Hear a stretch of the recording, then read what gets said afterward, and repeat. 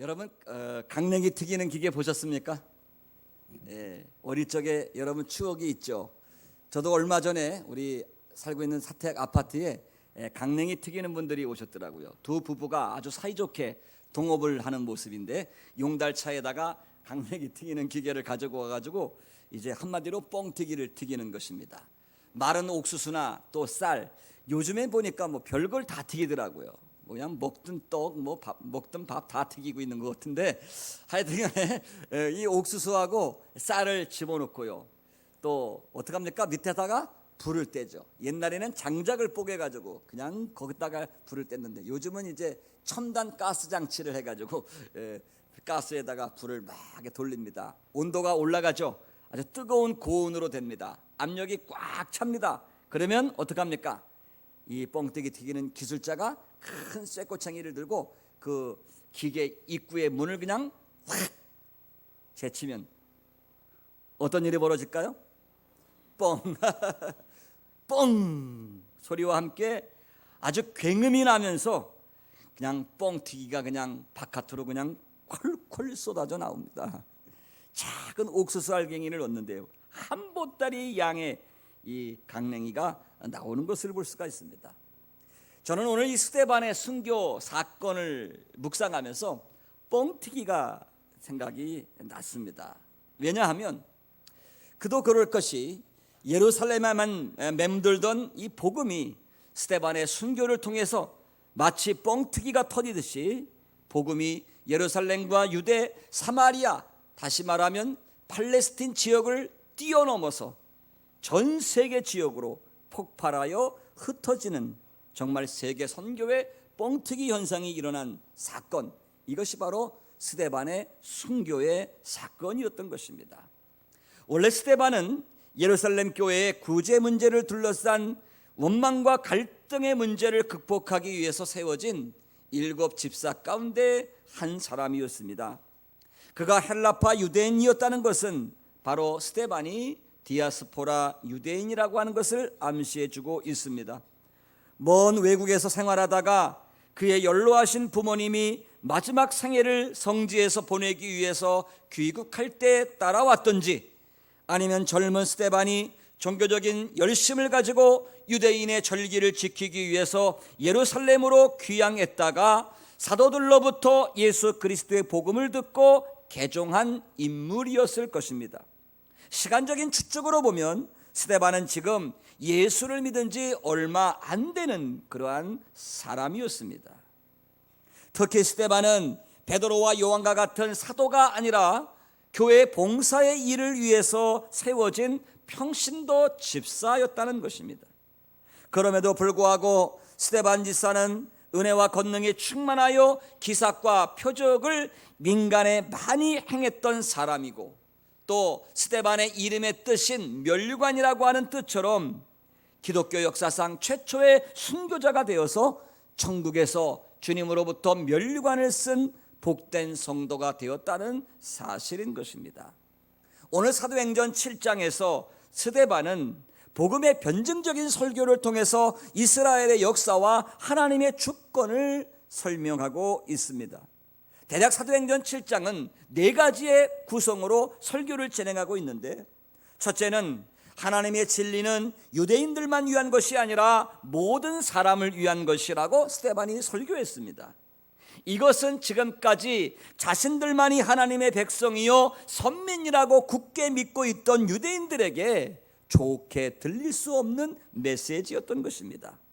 뿐만 아니라 하나님은 반드시 성전에서만 예배할 필요가 없다는 것이었습니다. 인간은 어디서나 하나님을 예배할 수가 있습니다. 왜냐하면 하나님은 사람의 손으로 지은 성전에 살고 있지 않기 때문입니다. 이것은 세상 안에 있는 유일한 거룩한 곳이 바로 예루살렘 성전이라고 믿고 있던 유대인들에게 어떻게 들렸겠습니까? 특별히 하나님의 성전을 통해서 밥벌이를 하고 살던 이 종교 지도자들에게는 굉장한 위협적인 말로 들렸을 것입니다. 뿐만 아니라 유대인의 역사를 통해서 볼 때에 유대인들은 하나님의 선지자들에게 저항하고 또 그들을 박해하고 죽였다고 했습니다. 이것은 자신들이 이 세상에서 어느 민족보다 더 훌륭하고 종교적이고 경건한 백성들이라고 자부하던 이 유대인들에게는 용납할 수 없는 공격으로 받아들여졌을 것입니다. 뿐만 아니라 스데반은 마지막 결론부에 가서 이와 같은 설교를 합니다. 유대인들이 예수님을 십자가에 못 박아 죽인 것은 하나님께 대한 최고의 저항이라고 선포했습니다. 오늘 52절 말씀을 보십시오. 스데반이 그렇게 설교합니다. 너희의 조상들은 장차 오실 의인, 즉 메시아가 오실 것이라고 예고했던 선지자들을 죽였을 뿐만 아니라, 그리고 그 선지자들이 오시리라고 예언했던 바로 그분 의인, 즉 메시아를 죽인 장본인들이라고 설교를 했던 것입니다. 이때 이 설교를 듣던 많은 유대 지도자들이 어떤 반응을 보입니까? 저희가 마음에 찔렸다고 했습니다. 오늘 여러분 54절 말씀을 보십시오. 저들이 마음에 찔려라고 기록하고 있습니다. 찔렸다고 하는 말씀은 직역하면 화살이 관역에 꽂혔다고 하는 뜻입니다. 산헤드린 사람들은 스데반의 설교를 통해서 하나님의 말씀으로 마음의 찔림을 받은 것입니다. 마치 관역에 화살이 정중하고 꽂히듯 마음에 그러한 찔림을 받은 것입니다. 하나님의 말씀으로 마음의 찔림을 받을 때에 나타나는 두 가지의 반응이 있습니다. 첫 번째 경우는 사도행전 2장 37절의 말씀처럼 베드로가 설교합니다. 그랬을 때에 어떤 일이 벌어집니까? 저희가 이 말을 듣고 마음에 찔려 베드로와 다른 사도들에게 물어가로되 형제들아 우리가 어찌할꼬 하거늘. 저희가 이 말을 듣고 마음에 찔렸을 때에 반응하는 경우 우리가 어찌할꼬라고 회개하는 경우입니다. 당시 베드로의 설교는 오순절 이후에 3,000명이 넘는 군중들을 향하여 설교를 했습니다. 이러한 군중들이 무슨 죄를 지었겠습니까? 그런데도 불구하고 베드로는 너희가 바로 예수를 십자가에 못 박아 죽였다고 외쳤습니다. 실제로 예수님을 십자가에 못 박아 죽인 사람들은 군중들이 아니옵니다. 엄격히 따져보면 로마의 군병들입니다. 재판한 본디오 빌라도였을 것입니다. 아니 예수를 팔아먹은 가룟 유다였을 것입니다. 아니면 대제사장들을 비롯한 유대 종교 지도자들이었을 것입니다. 그럼에도 그들은 베드로의 설교를 듣고 마치 자신들이 예수님을 십자가에 못 박아 죽인 것처럼 가슴을 치면서 우리가 어찌할꼬 하면서 마음을 열고 회개하는 모습을 보인 것입니다. 저들은 구원을 받았습니다. 우리들도 하나님의 말씀을 찔림으로 받을 때에 당연히 취해야 할 복된 자세인 것입니다.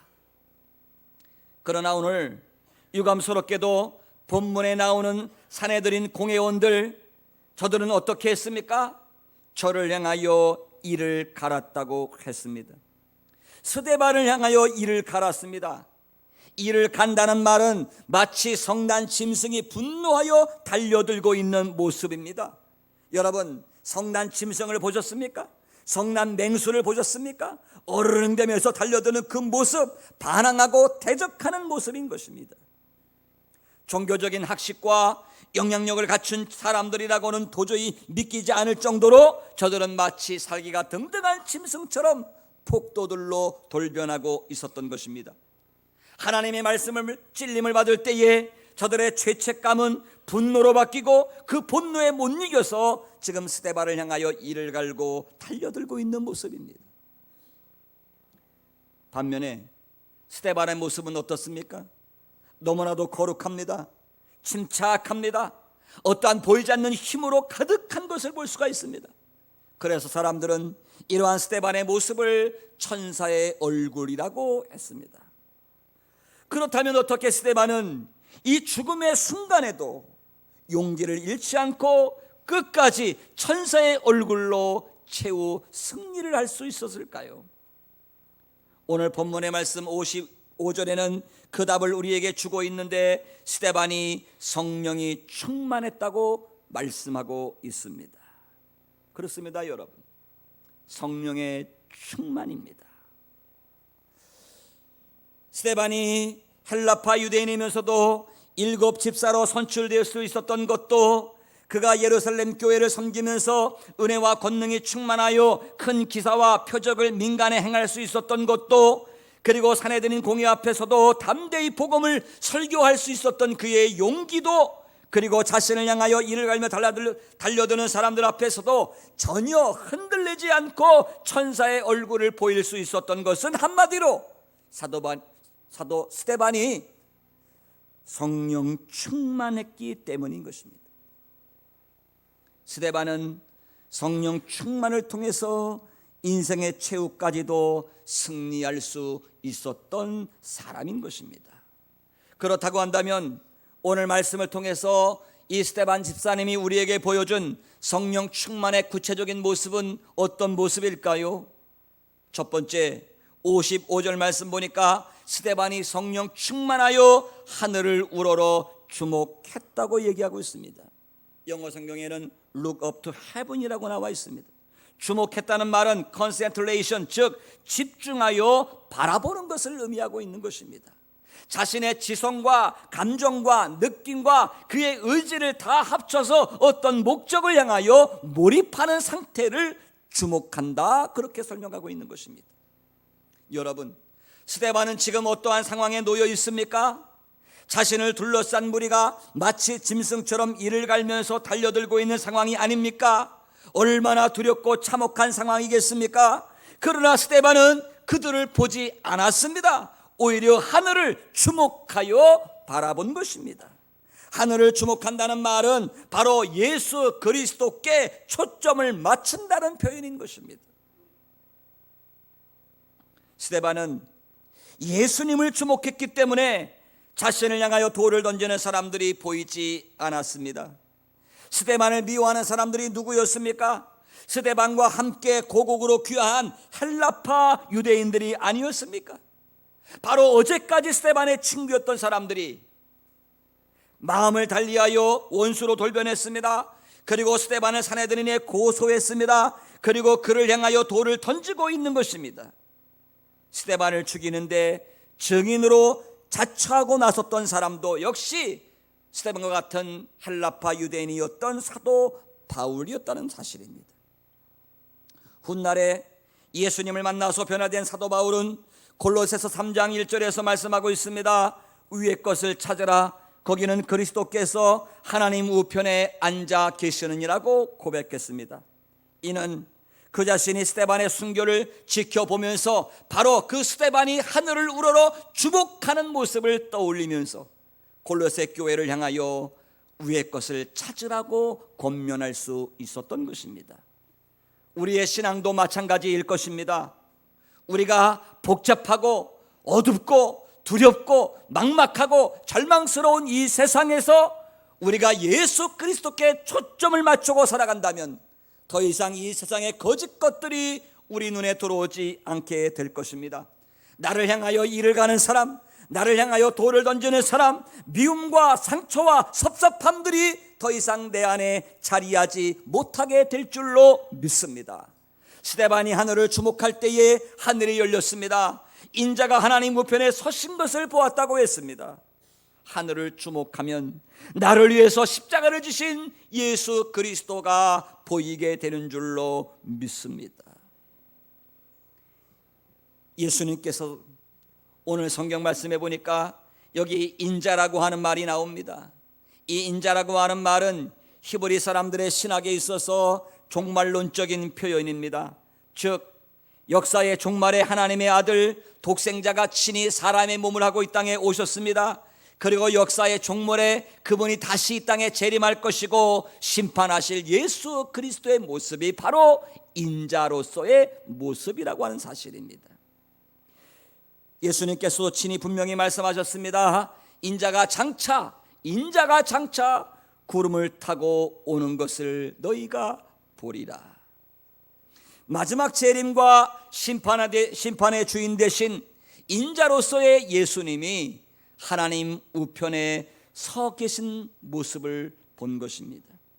일반적으로 베드로와 요한을 비롯한 사도들의 전형적인 증거는 하늘에 오르사 전능하신 하나님 우편에 앉아 계시다가 이렇게 고백하는 것이죠. 그런데 오늘 스데반은 다른 고백을 합니다. 하나님이 예수님이 전능하신 하나님 우편에 앉아 계시는 것이 아니라 스데반은 하나님 우편에 서 계신 주님을 본 것입니다. 왜 주님께서는 하나님 우편에 앉아 계시질 않고 스데반의 순교의 순간에 서 계신 걸까요? 아마도 주님의 복음을 증거하다가 순교를 당하고 곧 천국에 입성하게 될 스데반 집사님을 환영하며 열렬히 영접하기 위해서 우리 주님은 일어서셨을 것입니다. 뿐만 아니라 이를 갈며 달려들고 돌로 치는 사람들 앞에서도 전혀 굴하지 아니하고 끝까지 스데반이 승리하도록 응원하기 위해서 우리 주님이 일어서신 것일 것입니다. 뿐만 아니라 사랑하는 종 스데반의 순교를 차마 눈뜨고 보실 수가 없어서, 앉아서 보실 수가 없어서 자리에 박차고 일어나신 우리 주님의 마음을 나타내는 구절일 것입니다. 이제 두 번째로 스데반은 성령에 충만하여 그런 기도를 올립니다.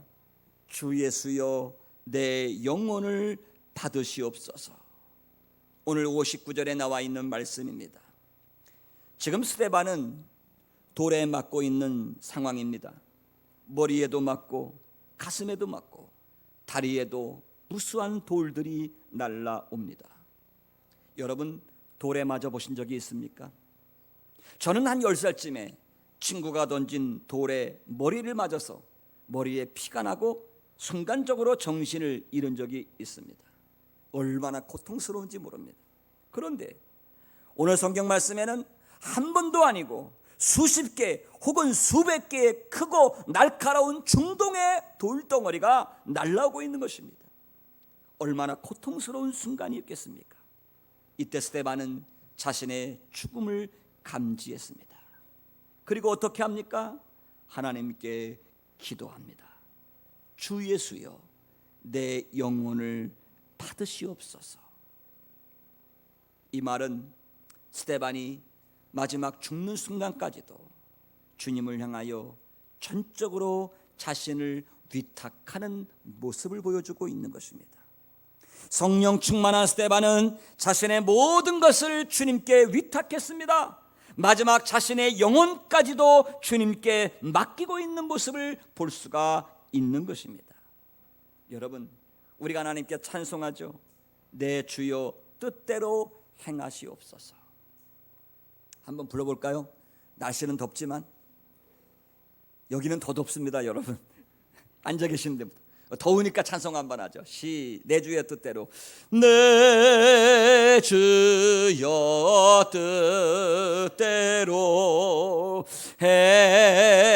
행하시옵소. 내 모든 일들을 내 모든 일들을 다 주께 맡기고 저 천국 향하여 고요히 가리니 살든지 죽든지 뜻대로 하소서. 아멘. 여러분 주님께 맡기셨습니까? 스데반과 같이 마지막 죽음의 순간까지 자신의 영혼까지 여러분 주님께 맡기셨습니까? 하나님의 영으로 충만한 사람은 주님께 맡기는 사람입니다. 내 자신의 문제도 영혼의 문제뿐만 아니라 가정의 문제, 자식의 문제, 남편의 문제, 사업의 문제도 다 주께 맡겨버리는 것, 그것이 바로 진정으로 승리하는 비결인 줄로 믿습니다. 마지막으로 스데반은 하나님께 기도합니다. 주여 이 죄를 저희에게 돌리지 마옵소서. 한번 따라서 해보실까요? 주여 이 죄를 저희에게 돌리지 마옵소서. 그런데 오늘 여러분 성경 말씀 보니까 스데반이 돌에 맞아 죽어가는 순간에 무릎을 꿇었다고 했습니다. 여러분 상상해 보십시오. 누군가가 여러 군중들이 나를 향해서 돌을 던질 때 사람은 대개 그 돌에 맞고 쓰러집니다. 자리에 눕게 됩니다. 그런데 오늘 스데반은 돌에 맞아 죽어가는 순간에 본능적으로 의식적으로 무릎을 꿇습니다. 왜 그랬을까요? 자신을 향하여 돌을 던지는 사람들에게 살려달라고 애원하면서 항복하기 위해서일까요? 결코 아니었습니다. 스데반은 하나님께 기도하기 위해서 죽음의 순간에도 무릎을 꿇는 것을 볼 수가 있습니다. 어떤 분들이 저한테 그런 얘기를 합니다. 목사님, 저는 그저 죽음의 순간에 한 2, 3일만 앓다가 그냥 조용히 죽었으면 좋겠습니다. 잘 죽었으면 좋겠습니다. 예배 끝나고 가가지고 그냥 자는 듯 죽었으면 좋겠습니다. 그것도 참 복된 죽음일 것입니다. 그런데 더 복된 죽음은 마지막 순간에 무릎 꿇고 기도하다가 가시기 바랍니다. 아마 그것이 참 복된 죽음이 아니겠습니까? 저도 그래서 기도에 오늘 스데반 말씀을 묵상하면서 기도를 바꿨습니다. 죄송합니다. 아직 새파란 게 죽는 얘기를 해가지고, 하나님, 저는 복음 전하다가 제 마지막 순간은 무릎 꿇고 기도하다 가게 해주십시오. 여러분도 그렇게 기도하시기를 주님의 이름으로 축원을 드립니다. 여러분, 스데반은 기도하기 위해서 마지막 죽음의 순간에 무릎을 꿇었다. 스데반이 무릎을 꿇었다는 말은 그만큼 스데반이 평소에 기도로 무장된 사람이었던 것을 보여주고 있는 것입니다. 평소에 스데반은 본능적으로 하나님께 무릎 꿇고 기도하는 사람이었기 때문에 어려움이 닥칠 때, 위기를 만날 때, 인생의 마지막 순간까지라도 하나님께 무릎 꿇고 기도할 수 있었다는 것입니다. 그렇다면 스데반이 무엇을 가지고 기도했을까요? 오늘 성경 말씀 보니까 성령 충만한 스데반은 죽음의 순간까지도 자신을 향하여 돌을 던지는 원수들을 용서해 달라고 하나님께 충고 기도하고 있는 것입니다. 비록 스데반은 평신도였고 집사였고 할라파 사람이었지만 예수를 믿고 난 후에 그 예수님을 가장 많이 닮은 사람으로 변화되었던 것입니다. 그렇습니다. 여러분, 예수님을 닮아가는 데는 신앙의 연조가 의미가 없는 것입니다. 교회 직분과도 아마 의미가 없을 것입니다. 비록 연수도 짧은 할라파 집사였지만 주님의 인격, 주님의 사랑을 가장 많이 닮은 고귀한 성도로서의 삶으로 인생을 마감했습니다. 누가복음 23장 34절에 보면 예수님께서도 십자가의 마지막 운명하시기 직전에 그런 기도를 올립니다. 아버지여, 저들을 사하여 주옵소서. 저들은 자기들의 하는 것을 알지 못함이니이다. 완전한 사랑입니다. 말 그대로 퍼펙트한 러브입니다. 주님께서 십자가에 보여주신 아가파의 사랑을 지금 스데반은 죽음의 순간에도 그대로 닮으려고 애쓰고 있는 것입니다. 요한일서 4장 18절에 말씀하고 있습니다. 사랑 안에 두려움이 없고 온전한 사랑이 두려움을 내어 쫓나니 두려움에는 형벌이 있음이라. 두려워하는 자는 사랑 안에서 온전히 이루지 못하였느니라. 성령 충만으로 두려움이 없고 용기와 담력이 생깁니다. 원수까지도 사랑할 수 있게 되는 것입니다. 스데반의 용기 있는 복음의 증인으로 최후 승리할 수 있게 된 것은 그가 바로 성령에 충만하여 우리 주님께서 보여주신 아가페의 사랑으로 가득했기 때문에 승리할 수 있었는 줄로 믿습니다. 하나님의 말씀을 이제 정리하겠습니다. 스데반의 순교를 통하여 오직 성령이 너희에게 임하시면 너희가 권능을 받고 예루살렘과 온 유대와 사마리아와 땅끝까지 이르러 내 증인이 되리라고 하신 주님의 지상 명령이 본격적으로 시행되었습니다. 예루살렘 중심의 소극적인 교회가 이제는 스데반의 순교를 통하여 유대와 사마리아를 뛰어넘어 세계적인 선교 교회로 출발하게 된 것입니다. 뿐만 아니라 스데반의 순교는 초대교회 가운데 가장 위대한 이방인의 사도인 바로 사도 바울을 얻게 되는 밑거름이 된 것입니다. 스데반이 돌에 맞아 죽을 때 사울이었던 바울도 거기 있었습니다. 사울은 단순한 구경꾼이 아니라 스데반을 죽이는 일을 주도하는 사람 가운데 하나였습니다. 유명한 성경학자 윌리엄 바클레이의 말에 의하면 하나님께서 다메섹 도상에서 사울을 부르는 사건 이전에 스데반이 보여준 용기와 사랑을 통해서 바울은 이미 복음 앞에 무너지고 있었다고 전하고 있습니다. 유토피아라고 하는 유명한 책을 쓴 토마스 무어는 예수를 믿는 신앙 때문에 교수형을 당하게 되었습니다. 토마스 무어는 이 교수형을 당하는 순간에 유명한 말을 남겼습니다. 자신을 처형하는 사람에게 향하여 그런 말을 합니다. 성경에 보면 스데반이 돌에 맞아 죽습니다. 죽을 때 옆에 있는 사울이라고 하는 청년이 있었습니다.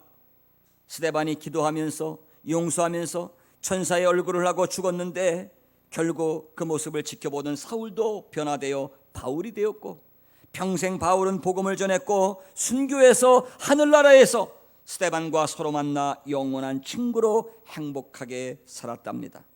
내가 오늘 죄인의 몸으로 당신의 손에 죽지만 언젠가는 당신도 회개하고 예수를 믿고 그리고 하늘나라에서 우리가 만나서 영원한 친구로 행복하게 살 것을 믿습니다. 이렇게 고백하고 토마스 무어는 형정의 이슬로 사라지고다는 고백입니다. 사랑하는 성도 여러분, 순교자의 피는 반드시 열매를 맺는 법입니다. 그 열매는 가장 가깝게 지켜본 사람에게서부터 맺게 되는데 그 인물이 바로 사도 바울이었습니다. 훗날 복음으로 변화된 사도 바울의 설교와 신학은 스데반 설교를 해석한 것에 불과하다는 것이 대부분 신학자들의 일치된 견해입니다. 한마디로 사도 바울이 증거한 메시지는 스데반의 설교를 모델로 하고 있다는 사실인 것입니다. 사랑하는 성도 여러분, 스데반은 성령 충만함으로 용기 있는 주님의 증인이 되었습니다. 죽음을 이기고 원수를 이기고 세상을 이기고 그리고 사랑으로 충만했습니다. 오늘 우리 모두가 다 스데반과 같이 최후 승리하는 성도가 되실 수 있기를 주님의 이름으로 간절히 축원합니다. 기도하겠습니다.